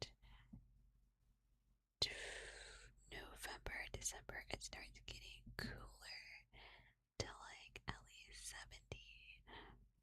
But we also got hit with the snow and the winter storm over the last weekend, and it didn't start melting until like Wednesday. So it's been pretty cold, but it's starting to warm up again. I think it's like 30 Fahrenheit today, which is great for me. I'm like, hey, yo, yo, I'm so happy. I'm so happy. 122 Fahrenheit, you would be boiling alive, I think. Oh my gosh.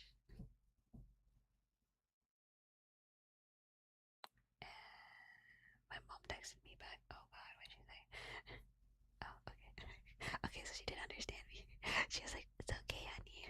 Then she puts a heart emoji.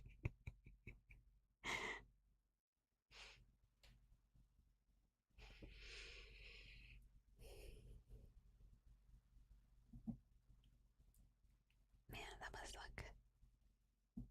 Oh yeah, my mom is the greatest. Like, my mom isn't like a stereotypical Asian. She's she's very, very loving and nurturing.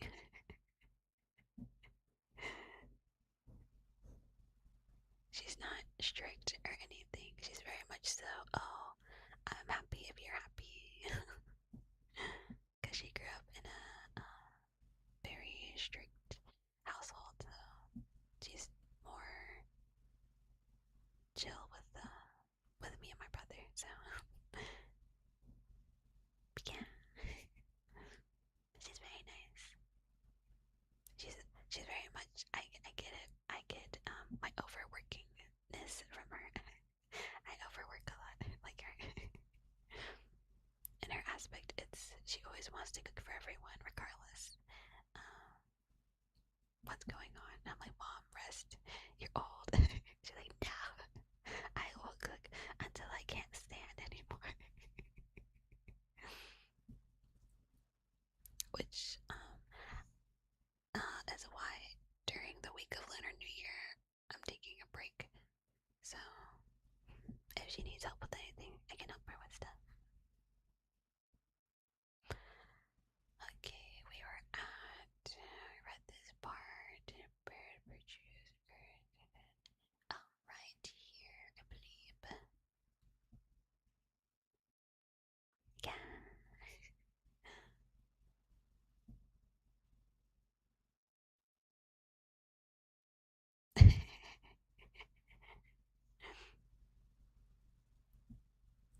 That's okay though. That's okay though. As long as your mom is nice.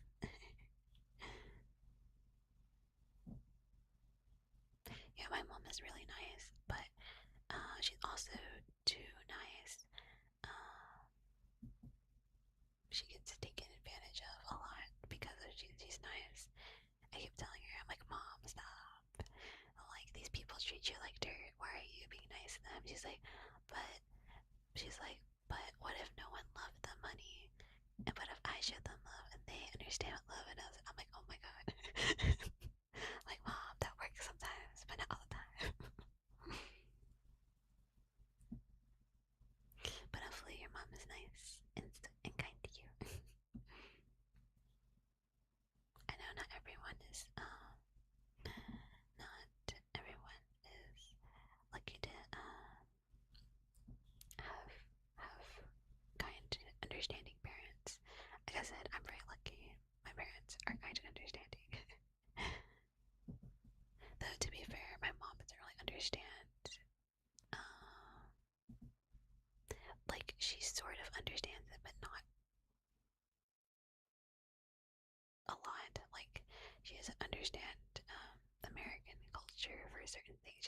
do that? I'm like, Mom, honestly, I don't know.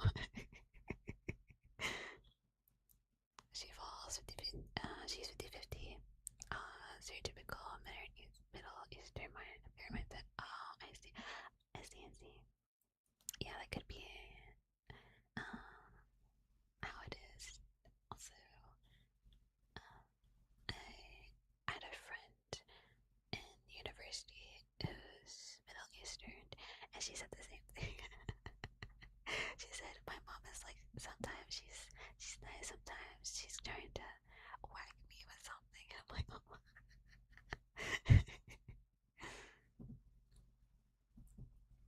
I feel like that's how like most parents are. So that's fair.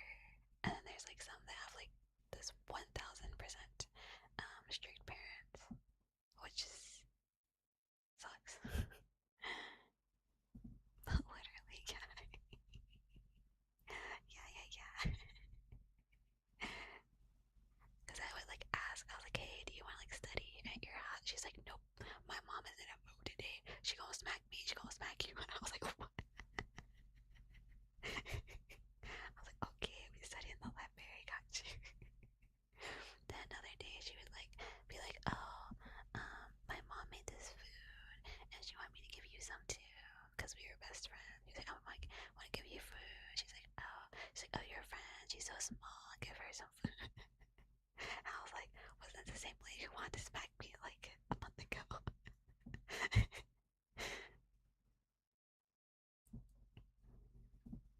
Yeah, I feel like with a lot of moms, um, it is that way. Like cooking or like baking or whatever. Always want to like share it with people. My mom was like that too. Like she made so much food for the holidays, and she's gonna do it again for Lunar New Year. So I'm like, oh gosh, here we go. Like, food is a big thing um, in Asian culture as well. So yeah, we do a lot of things involving food, food, all the food. But especially Lunar New Year, everyone brings food, and I'm like, oh.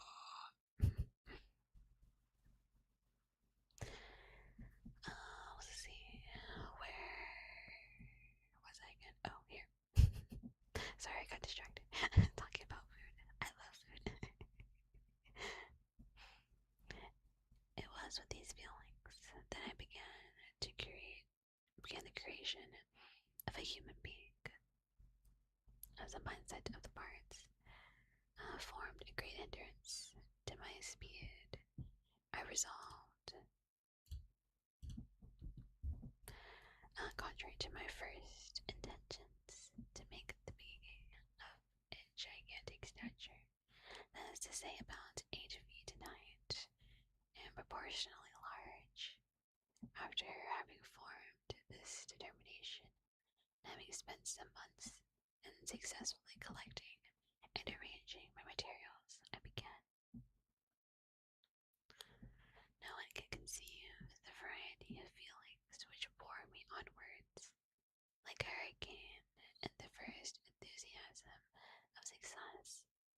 Life and death appeared to me ideal bounds, which I should first break through and pour a torrent of light into our dark world.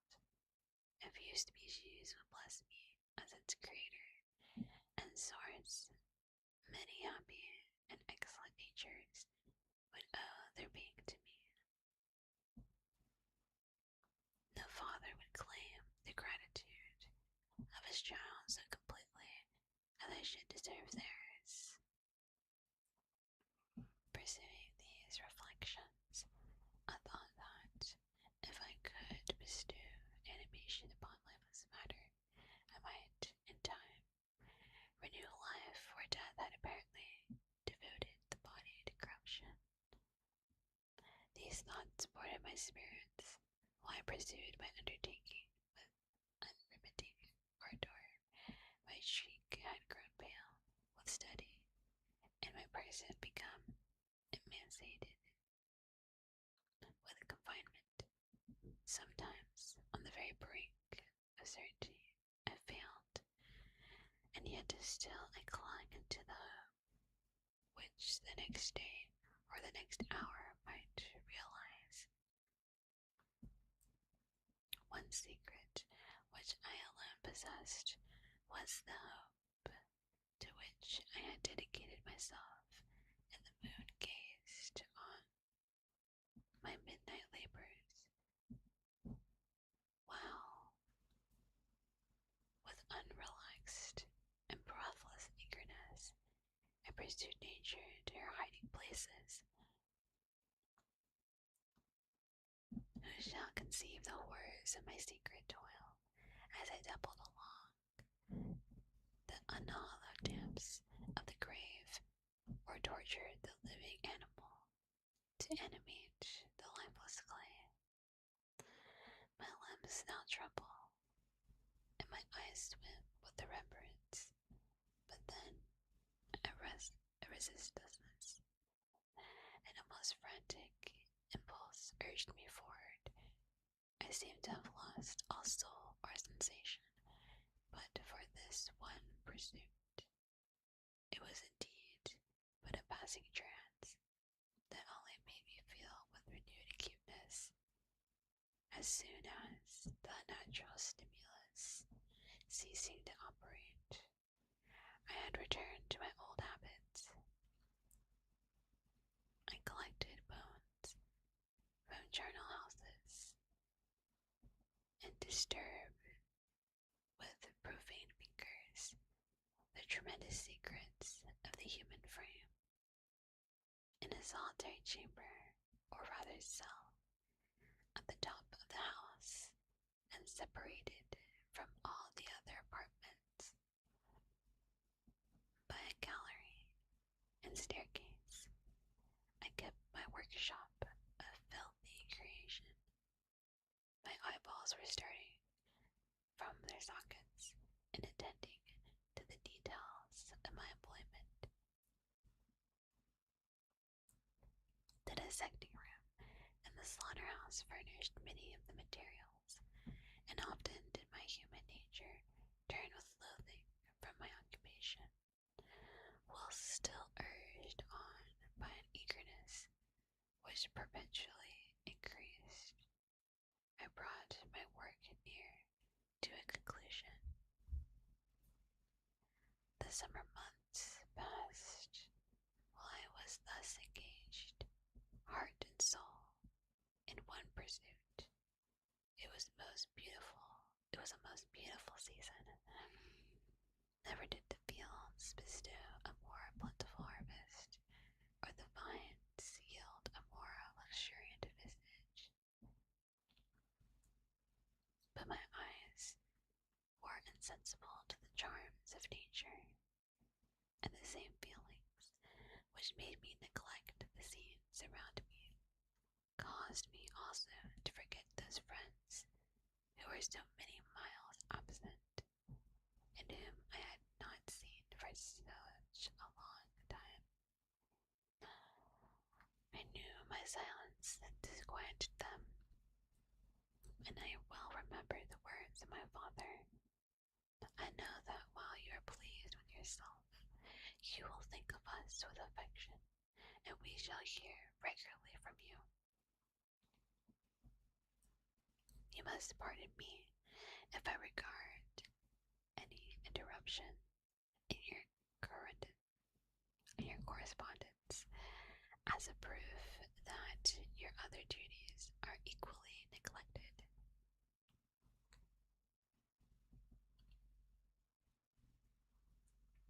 I knew well, therefore, what would be of my father's feelings, but I would not tear my thoughts from my employment, loathsome in itself, but which had taken an irresistible hold of my imagination.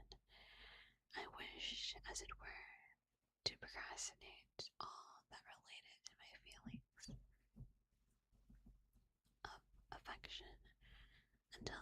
object which allowed up every habit of my nature should be completed. I then thought that my father would be unjust if he ascribed my neglect to vice or faultiness on my part. I am now convinced that he was justified in conceiving that I should not be altogether free from blame. A human being in perfection ought always to preserve a calm and peaceful mind, and never to allow passion or transitory desire to disturb his tranquillity. I do not think that the pursuit of knowledge is an exception to this rule. If the study to which you apply yourself has a tendency to weaken your affections and to destroy your taste for those simple pleasures in which no alloy can possibly mix, then that study is certainly unlawful. That is to say, not not befitting the human mind. If this rule were always observed, if no man allowed any pursuit whatsoever to interfere with the tranquillity of his domestic affection, Greece had not been enslaved. Caesar would have spared his country. America would have been discovered more gradually, and the empires of Mexico and Peru had not been destroyed. But I forget that I am moralizing in the most interesting part of my tale, and your looks remind me to proceed.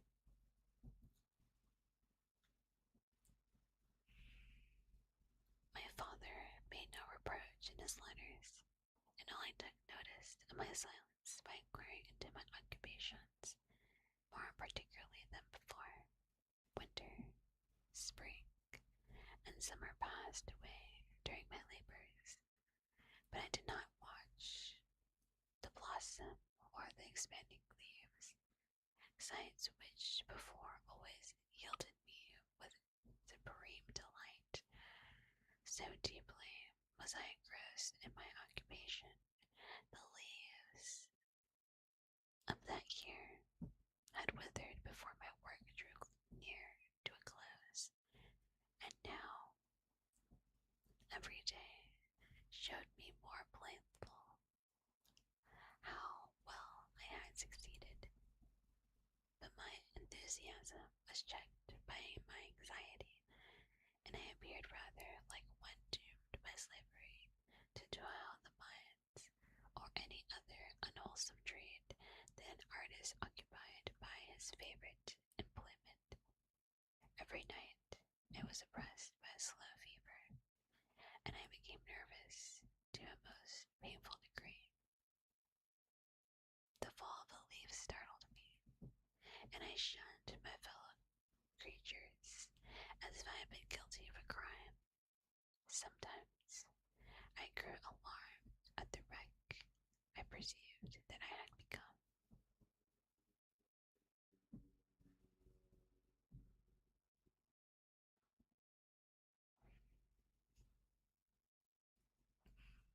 The energy of my purpose alone sustained me. My labors would soon end, and I believed that exercise and amusement would then drive away incipient disease, and I promised myself both of these when my creation should be complete.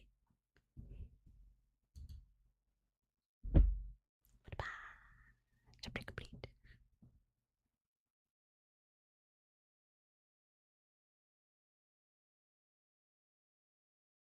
Okay. So, chapter complete. Got finished with chapter 4. So we can read more another time. Woohoo!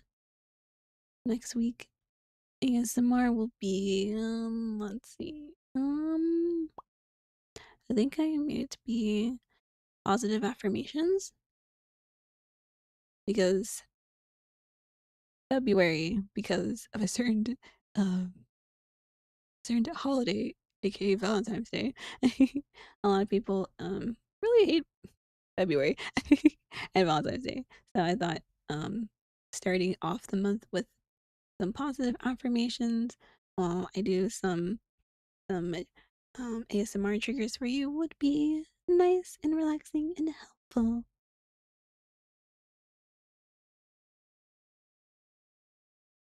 And then the week after that, I think is when I'm taking my break. So yeah.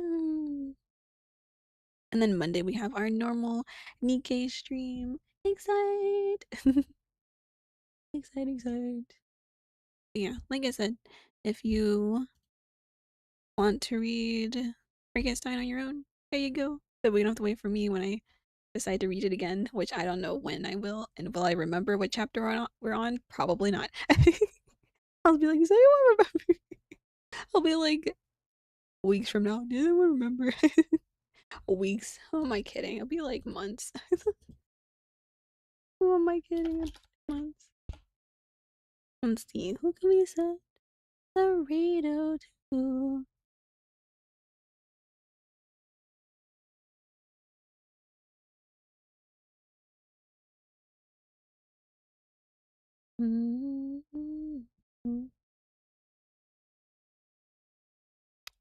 None of my friends do ASMR on Fridays. Ripperoni pepperoni.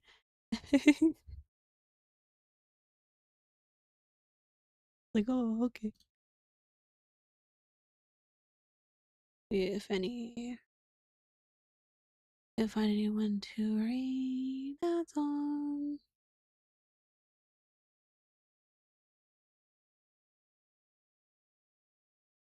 Or technically, we can raid someone who normally does ASMR, but they're playing a game today. That technically works, right? Also, since I haven't raided them forever, so it's been a hot minute. They're playing Arknights, which have avoided like the plague. I didn't want to get into it. I was like, no, please. Um, I don't know if my this is working properly. Okay, no, it's not. Not that. I redo it. I need to redo this for Nightbot.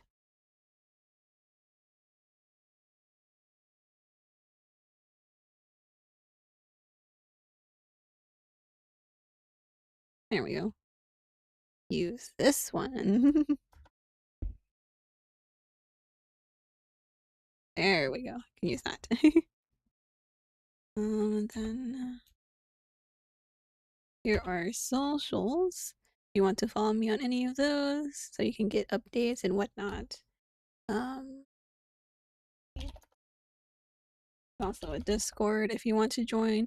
We had our first community night on Wednesday. The next one will be sometime in February. I'm not sure when yet, but we'll see. We'll see. I'm not spelling this correctly. Oops. I'm always so like all over the place after I do an ASMR stream because I am obnoxious. So when I'm like being quiet and whispery for ASMR, I'm just like, whoa, I felt strange. But it's always fun to do. It's always nice to relax before the weekend, which I feel like everyone needs a little relaxation before the weekend. I do for sure. And let's turn this down. I also have some music in the background, so it's not completely silent while I'm talking. But thank you all for joining. Hopefully you're able to relax a little bit. But the end of the week and heading into the weekend. Have a good rest of your day, night, or whatever time zone is for you. And I'll see you on Monday for some Nikkei. Bye.